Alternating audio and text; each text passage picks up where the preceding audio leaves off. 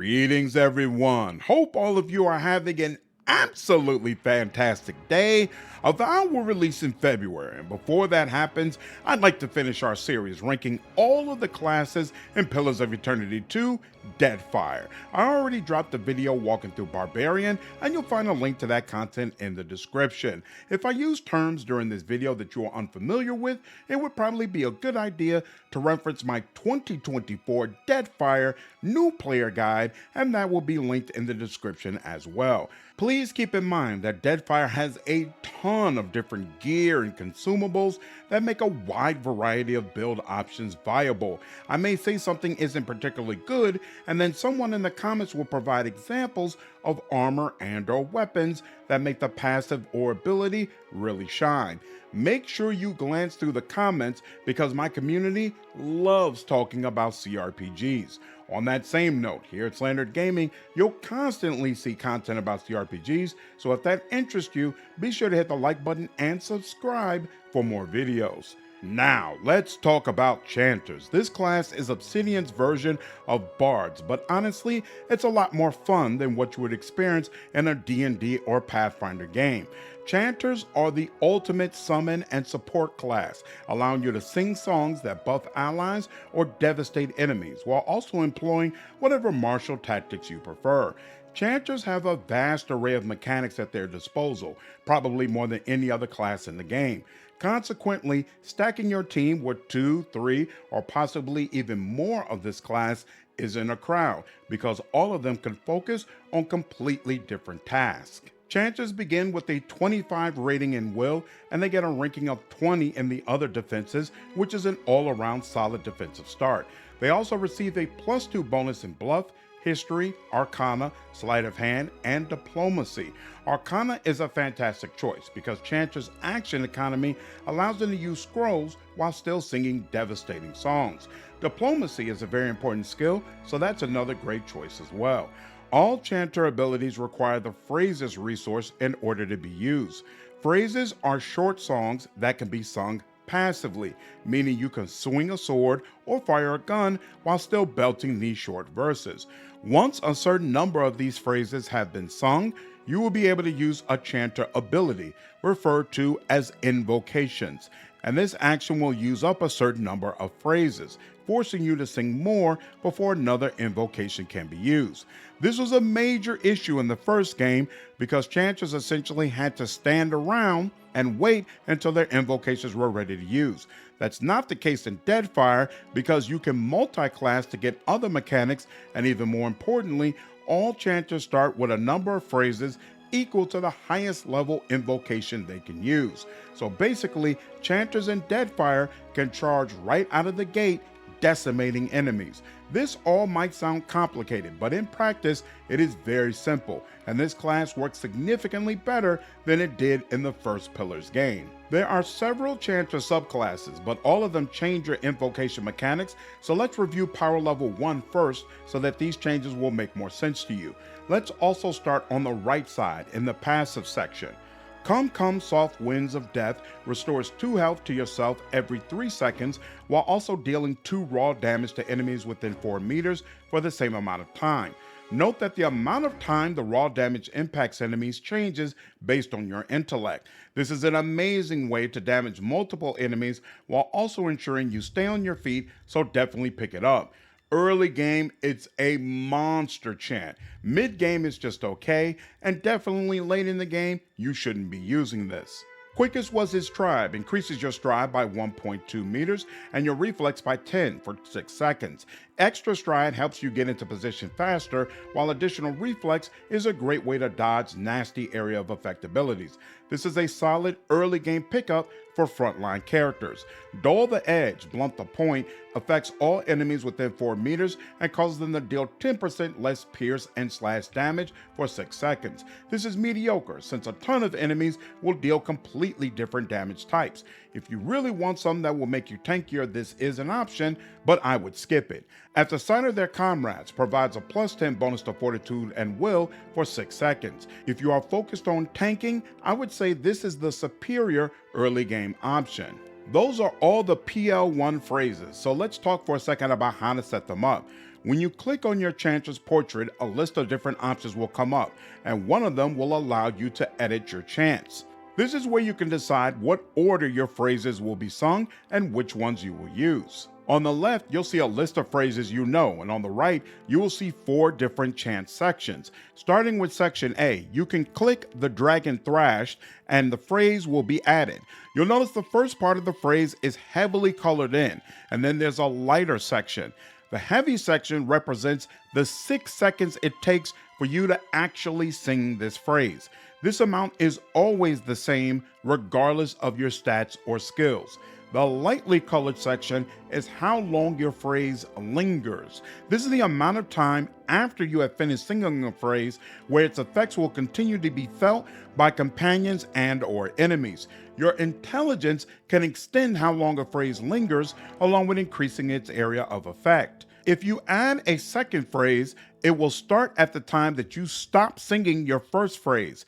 This means for a period of time, you will have 2 active passive effects on your group, which can be very powerful.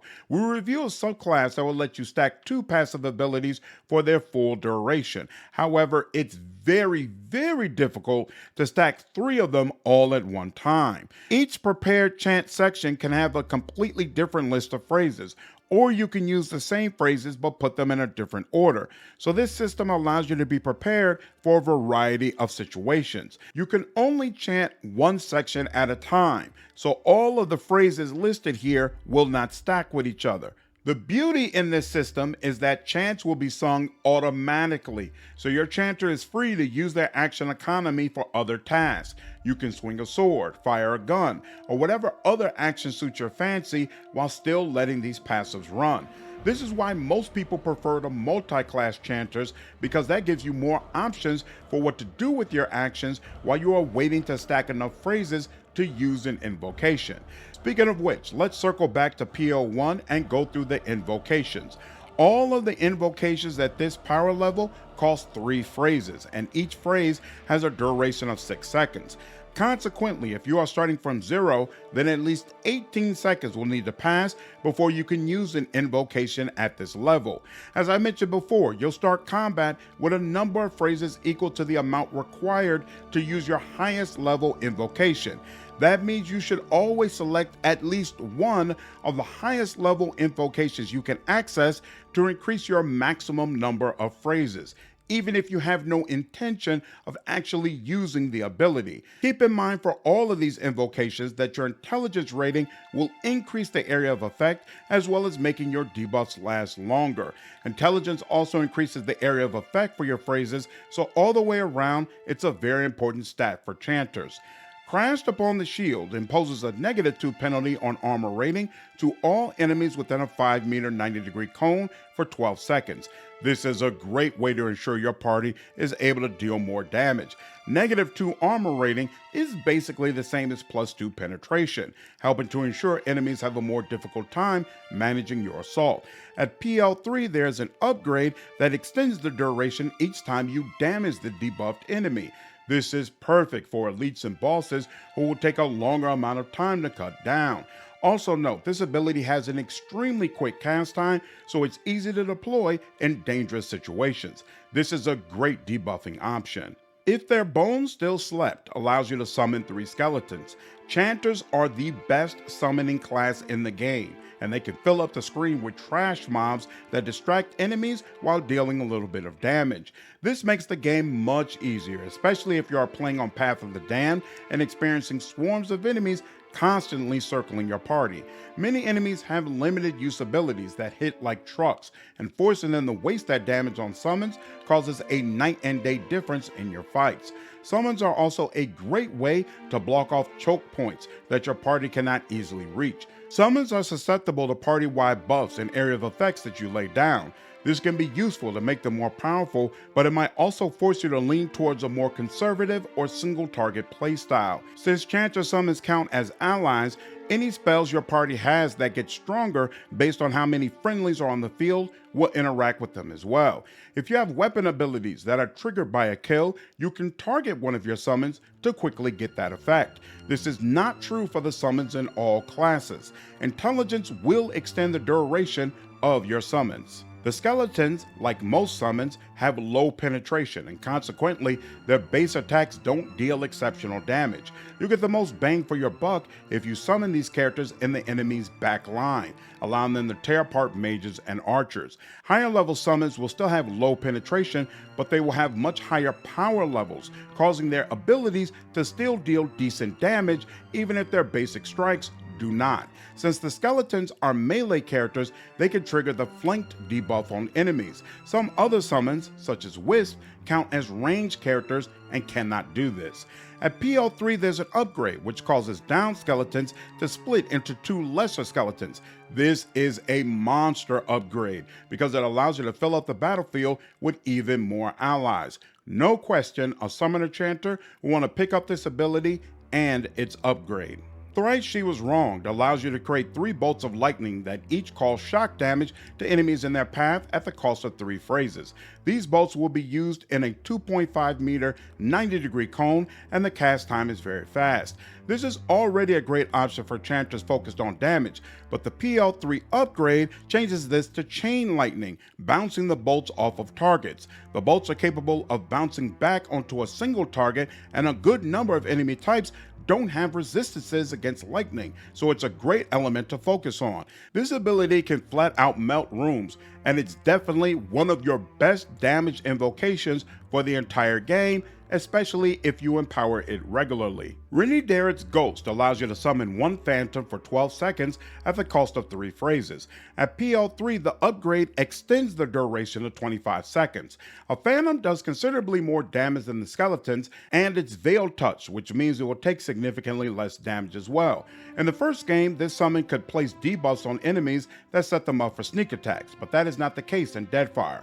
All this being said, you still only get 1 of them, and as I mentioned before, they are not really powerhouses in the damage department. I strongly prefer the skeletons. Not Failed by the Axe lasts for 20 seconds and increases the slash and shock armor for your entire team by 4 in exchange for 3 phrases. The PL3 upgrade adds burn and pierce armor to this list.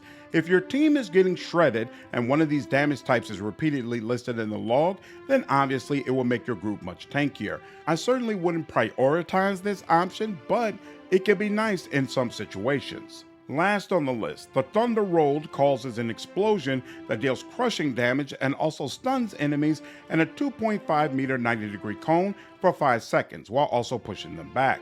The cast time is very fast, and the upgrade provides an accuracy bonus to the attack. If debuffing is the focus of your build, this is a great initial option, but it will be very quickly outclassed, so it might be a better idea to save your points. Now that you have a better idea of how phrases and invocations work, let's review the subclasses. You can use no subclass, or the first option is Beckoner.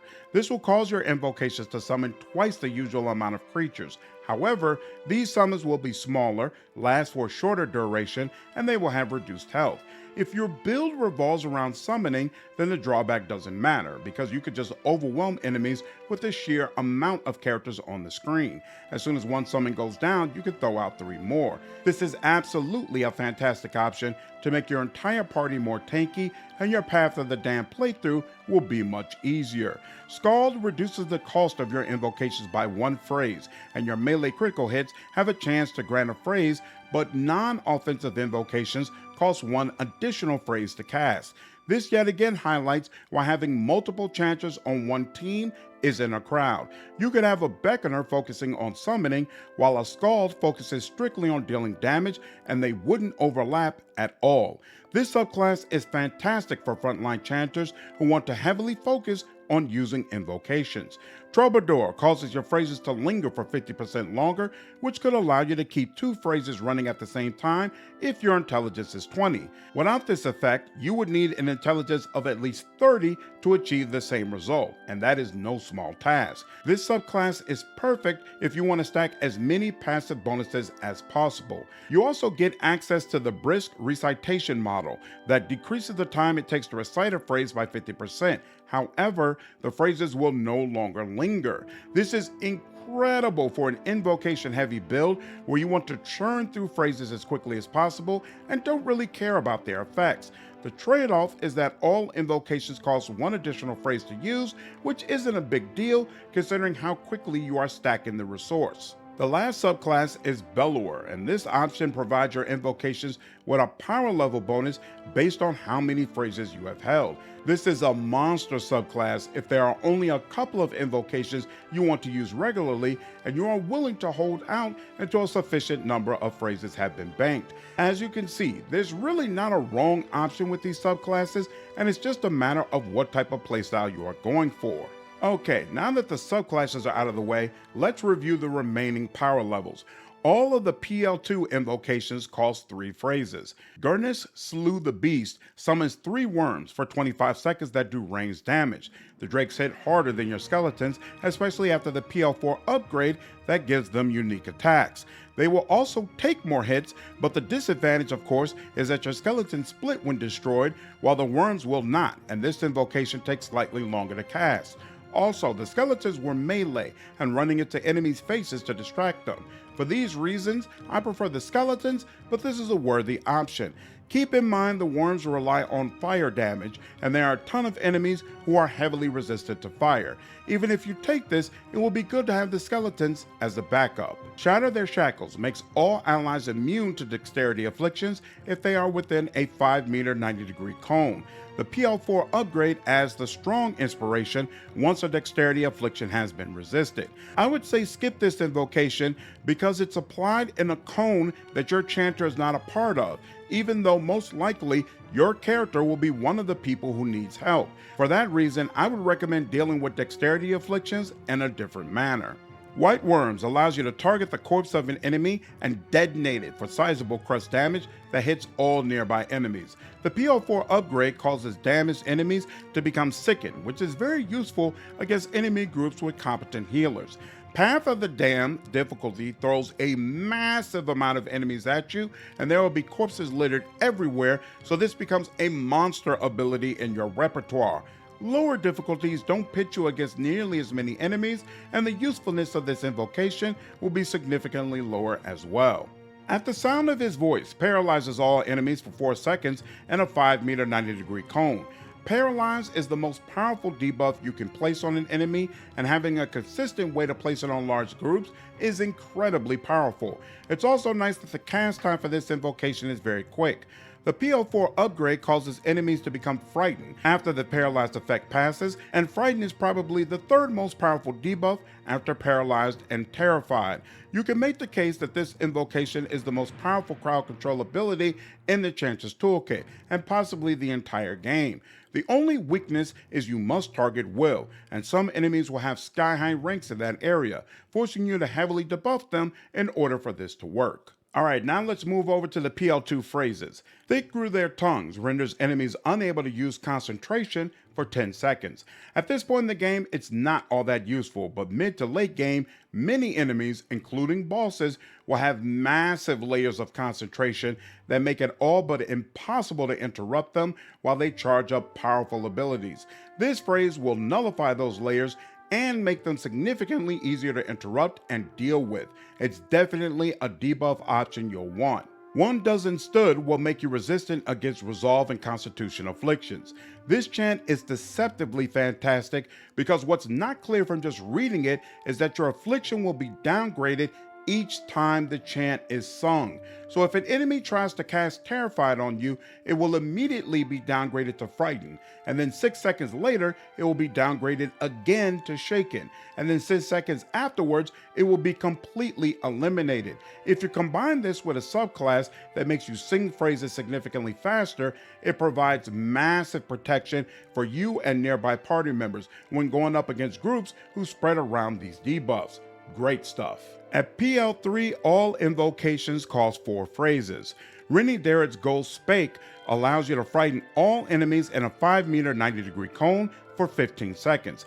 This is an inferior alternative to At the Sound of His Voice, because it takes longer to cast and Frighten is inferior to Paralyze. The PL5 update applies a -10 penalty to all defenses, but I would still say skip this. My Son, Do You See summons 2 Will-O-Wisps that deal electric damage and can knock enemies prone, or at least knock them back. This is great on its own, but it's even better if you combo the summons with Thick Grew Their Tongues, because a wisp can repeatedly interrupt bosses while their concentration has been stripped. The PL5 upgrade allows it to perform a distracting attack. Overall, I do still prefer the skeletons, but the wisps have fantastic utility, and there are some situations where they serve as the superior option. Rejoice, my comrades creates 2 bouncing beams of light that partially restore the health of allies while also making them immune to resolve afflictions for 20 seconds. The PL5 upgrade deals a small amount of burn damage, most especially to spirits and vessels. The damage and healing is negligible, but complete immunity to resolve afflictions for 20 seconds is really nice if you can get it on most of your team. In small spaces against certain enemy groups, this invocation can make your entire squad significantly more tanky. Looking at the passives, Ancient Memory restores a small amount of health for all allies within the area of effect every second. It's possible that your Chanter is such a powerful healer that passive bonuses from abilities like this wipes out most of the damage enemies are capable of doing. If you're running a high might build, this is a fantastic potential option. The Fox from the Farmer applies a -20 penalty to all disengagement attacks by enemies.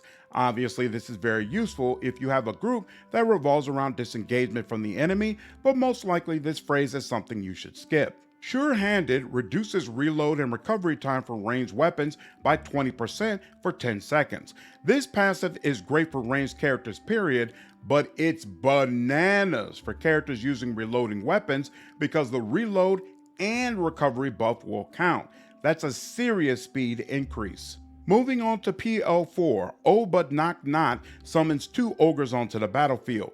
These guys are very tanky, they hit like trucks, and their abilities have infinite uses. They are also very large and easily block off choke points or ranged combatants. As I mentioned before, their basic attacks will be weak due to low penetration, but their abilities will benefit from higher PLs and can rip apart enemies if you are not playing Path of the Damned.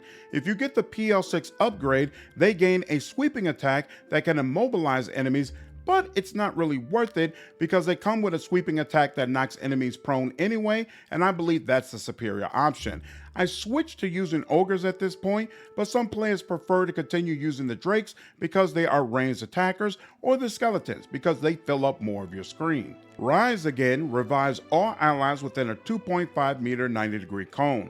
The allies will have 50 health, and if you get the PL6 upgrade, they will receive a +20 bonus to all defenses for 10 seconds. If you really want your Chanter to revive allies, this is obviously the way to do it, but I prefer to handle this with a priest or scrolls. The Lover Cried allows you to charm all enemies in a 2.5 meter 90-degree cone for 8 seconds. The upgrade makes your charmed enemies deal 30% more damage, which is obviously nothing to scoff at. That being said, at this point, you can get the sound of his voice upgrade, which will paralyze and/or frighten enemies for 2 seconds longer, it costs less, and many enemies are resistant against being charmed. I don't believe this invocation is worth it. The Brideman Slew hits allies at a 2.5 meter 90-degree cone with the strong and steadfast buffs for 30 seconds. The upgrade adds a +5 bonus to Constitution, and killing enemies extends the duration of the buff. At this point in the game, you should have superior ways to get these buffs on the entire team, but if you don't, Chanter has you covered. Moving on to the passives, Afeleth Us Myth transforms 15% of the weapon damage all nearby allies deal to burn damage for 10 seconds. If your party heavily uses weapons and has taken buffs to increase burn damage, this can help them literally melt enemies before your eyes. Just make sure you are staying watchful for foes who are immune to or healed by fire. The Long Night's Drink causes nearby enemies to become weakened, and they take a -2 penalty to might for 10 seconds. This is great on multiple levels. First, it helps to mitigate the healing of an elite or boss level enemy priest. Also, the penalties to both might and constitution will significantly reduce enemies' fortitude, and there are multiple mechanics that can take full advantage of this. Finally, weakened enemies are susceptible to sneak attacks from rogues, and this can set them up for big damage. In the right situation, this is a monster chant. The Silver Knights provides all nearby allies with a plus 10 bonus to deflection, and they can engage one additional enemy for 10 seconds. Deflection is the most important defense, and more engagement slots help your party hold the front line. If you know an upcoming battle contains a massive swarm of enemies who will attempt to rush past the front line, this can be a useful option. Moving on to PL5, all invocations cost 5 phrases to cast. Gurnus Beast Lit summons one Drake onto the battlefield for 25 seconds. The Drake is powerful, but it's going to cost an extra phrase compared to summoning the Ogres, and I don't think it's worth it, especially since you get 2 Ogres. The PL7 upgrade summons another Drake when the first one goes down, but again, only one of them is on the screen at a time, and as a summoner, I think you really want to fill up the battlefield. The Bride Caught gives all allies within a 2.5 meter 90-degree cone the Quick and Insightful buffs for 30 seconds. Quick is a difficult buff to apply team-wide, so if you don't have a better dexterity inspiration, this invocation definitely has merit. The upgrade is going to give you a plus 5 bonus to intelligence, and obviously that's going to be a great option for your Chanters and possibly other characters on your team. 7 Nights She Waited deals a sizable amount of freezing damage to all nearby enemies. The PL7 upgrade adds a cluster bomb effect if an enemy is damaged by the invocation. This invocation hits like a truck, but it's also annoying to aim properly and has a much longer cast time than Thrice She Was Wrong. If you are a tank in the middle of the action, you could probably just let this fly and it'll hit at least some of the enemies. If you are a ranged character, then you have to consider if the micromanagement and reduced action economy are actually worth it. Moving on to the passive, 7 Men makes all of your allies resistant to dexterity and might afflictions for 10 seconds. Similar to 1 Dozen Stood, this is awesome in the right situation. Her Courage Grew Thick gives all nearby allies a 10-point damage shield for 10 seconds. This is great if you want to mitigate damage, but you don't have good enough might to be a great healer. Use this chant and then combine it with Mercy and Kindness later on so that your real healer is able to wipe away even more damage. If you're a great healer, then combining this with Ancient Memory can be another awesome way to keep many party members more protected. The Dragon Thrash does burn and slash damage to all nearby enemies every 3 seconds. This ability was bananas in the first game, but in Deadfire, the damage is paltry, and it's not worth your time unless you are absolutely determined to use it. Moving on to PL6, Down in the Deep summons a dank spore to fight for you that can charm enemies. The PL8 upgrade is triggered when the spore dies and releases a gas that makes enemies sicken, which can be a useful debuff depending on the circumstances.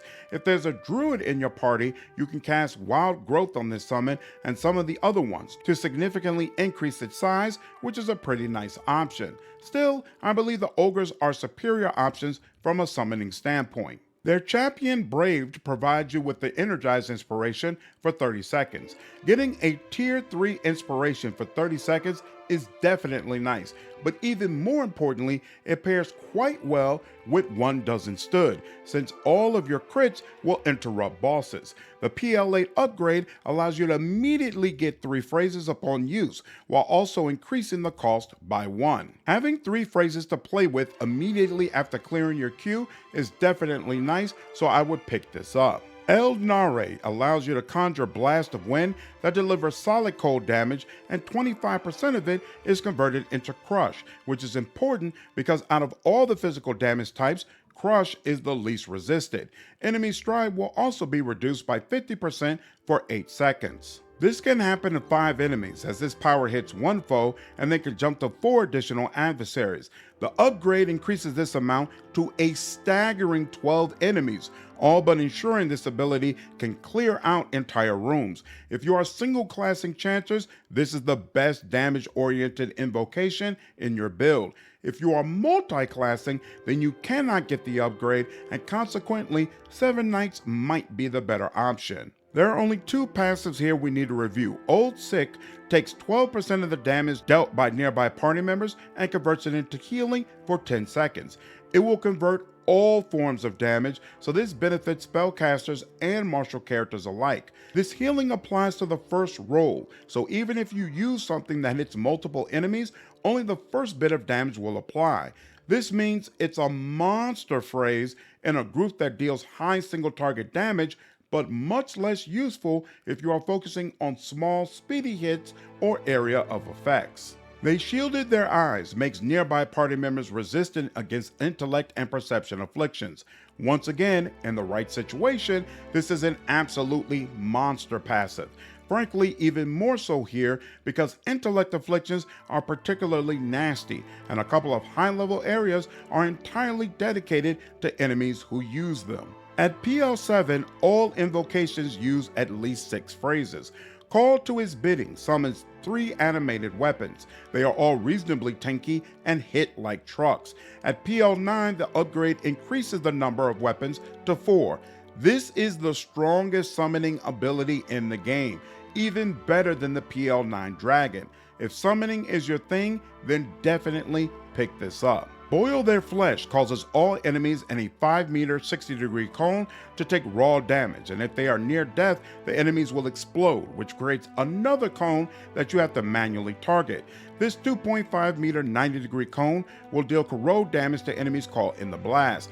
This is great when you let it off in the middle of a large group of enemies, especially if some of them were already near death. The PL9 upgrade heals all allies in the area and provides them with a 25% increase to their action speed for 8 seconds. This is good, but in many situations, Eldnari is going to hit a lot more enemies and will almost always hit them harder. I would skip this. Moving over to the passives, Many Lives Pass allows you to summon a skeleton every 6 seconds that lasts around 10 seconds. This skeleton counts as an ally, and consequently, it can be a great way to trigger abilities on your team that require allies to have certain positioning or only occur when an ally dies. There's a ton of other ways this phrase can be useful, especially if you are focused on a summoning build. Mercy and Kindness causes all nearby allies to receive 50% more healing for 10 seconds. You can stack this with Ancient Memory or other sources of healing to ensure your party can heal through just about anything. It really is that powerful in the right situation. Moving to PL8, Furious Vengeance provides a +3 penetration bonus to your entire team for 15 seconds. Using an upgraded Hell Hyrif Crash is a significantly more cost-effective way to create a similar effect, so I would skip this option. His Laughter Ring impacts all enemies in a 5-meter 90-degree cone and causes them to become dazed for 8 seconds along with pushing them back. You almost certainly have a superior way to make enemies dazed if that's useful, and this invocation isn't worth it. There's only one unique Chanter passive at this level. With All Your Strength causes nearby allies to deal 30% more damage versus Beast, and they gain a +20 bonus to accuracy against such creatures for 10 seconds. Dragons count as Beast, along with a slew of very powerful bosses. This is obviously fantastic in those situations, but there are a ton of tough fights that do not involve Beast at all, so it is a very situational chant. Finally, all invocations at PL9 cost 7 phrases. The Great Worm allows you to summon a full dragon, which is totally different from the drakes or worms you have been using previously. This summon has 1,000+ health, and it's extremely difficult for your enemies to bring it down. Thematically, it's hard to say that there's a more awe-inspiring ability in the game. All that being said, the summoned weapons are still better because they'll distract more enemies, and overall, they deal more damage. I would skip this. His Heart Did Fill gives your Chanter and all allies in a 2.5-meter 90-degree cone a +1 increase in their class resource pool. This is bananas on a team of single-class spellcasters because you can let them burn level 8 or 9 spells and then give the slots right back to them. Very few dungeons can withstand a team that kicks off every fight with Greater Maelstrom, Meteor Shower, and Storm of Holy Fire. Obviously, if most of your team is multi-class, then the usefulness of this invocation goes down significantly. There's only one unique passive at this level. The Arrow Sings provides a +1 penetration bonus for all nearby allies, which is of course very helpful, but by this time, you most likely have other reliable ways to create more penetration and can focus your chance in other areas. Alright, now that we have covered all of the abilities, let's briefly talk about multi-classing options. More than any other class, Chanters are fantastic for multiclassing, and honestly, there's not a wrong choice on the whole list. Keep in mind that when you multiclass, you lose access to the last two power levels of both classes, but obviously you're able to take abilities from both of them. The big loss here is that you cannot fully upgrade the animated weapons or the frost winds. If that doesn't matter to you, then I don't think missing the last two levels is really that big of a deal. The other major consideration is that both classes will advance through PLs much slower. This is a much more significant drawback for Chanters because it will take a long time before you have access to animated weapons, many lives pass, and mercy and kindness. Your max phrase amount will also advance more slowly. Depending on the type of build you are running, these could be big sacrifices. Starting from the top, Barbarians and Chanters mixed together creates a Howler. Both classes benefit greatly from intelligence, so you could have Carnage decimating enemies while also using Chanter passives that will have a similar effect. Long Night's Drink has amazing synergy with Brute Force, which allows you to target Fortitude instead of Deflection. A Cypher multiclass creates a Spiritualist, which is one of the most potent buffing and debuffing classes in the game. Between your Invocations and the wide array of Cypher spells, you can make your party significantly more tanky while also shutting down enemy groups.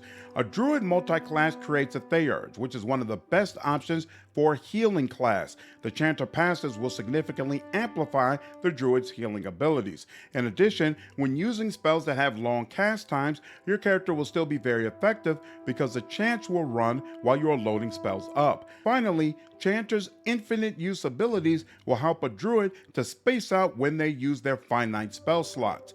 A Fighter multiclass creates a Warcaller. This is a great way to make your Chanter more defensive and able to withstand punishment while also using amazing passives that will impact most enemies. A Monk multiclass creates a Canter, and this is interesting because a Monk needs to constantly damage themselves in order to generate wounds for their abilities. A High Might Chanter could quickly wipe away that damage with constant heals, making your Monk much more durable. A Paladin multiclass creates a Herald, which can provide some of the best stacking team-wide auras in the game. Whether you want healing, action speed, or some other standard buff, this pairing can make your entire front line stand up a whole lot straighter.